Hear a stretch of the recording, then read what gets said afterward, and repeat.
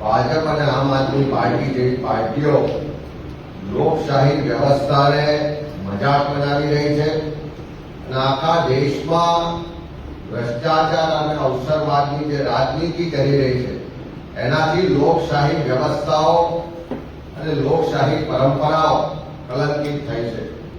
RSS અને બીજેપીની strategy મુજબ ચાલતી અને એના જ ફંડિંગથી ચાલતી આમ આદમી પાર્ટીને પણ લોકો હવે ઓળખી રહ્યા છે। જે રાહુલ ગાંધીજી કોંગ્રેસનું વર્ચસ્વ વધતું જાય છે, લોકો ભાજપથી વિરોધ થતા જાય છે।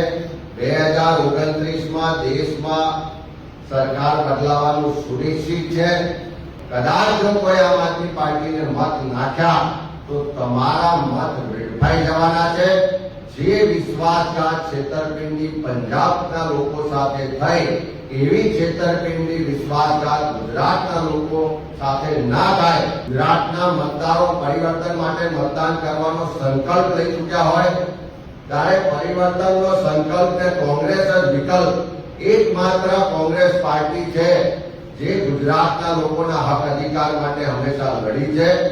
જે લોકશાહીની મજાક બનાવવામાં આવી રહી છે, જે લોકશાહીને કલંકિત કરવામાં આવી રહી છે, જે રીતે પ્રજાનો જનાદેશ પ્રજાનો વિશ્વાસ કેળવી આખી પાર્ટી ભારતીય જનતા પાર્ટીમાં મર્જ થઈ જાય અને આરએસએસ બીજેપીનું જે બ્રેઇન ચાઇલ્ડ હતું, જે મુવમેન્ટ હતી, એમાંથી ઉભી થયેલી આમ આદમી પાર્ટી આખા દેશમાં આવનારા દિવસોમાં કદાચ એવું પણ બને કે અરવિંદ કેજરીવાલ સહિત આખી આમ આદમી પાર્ટી ભાજપમાં મર્જ થઈ જાય એવા સમાચાર આવે તો કોઈ આશ્ચર્યજનક નહીં હોય।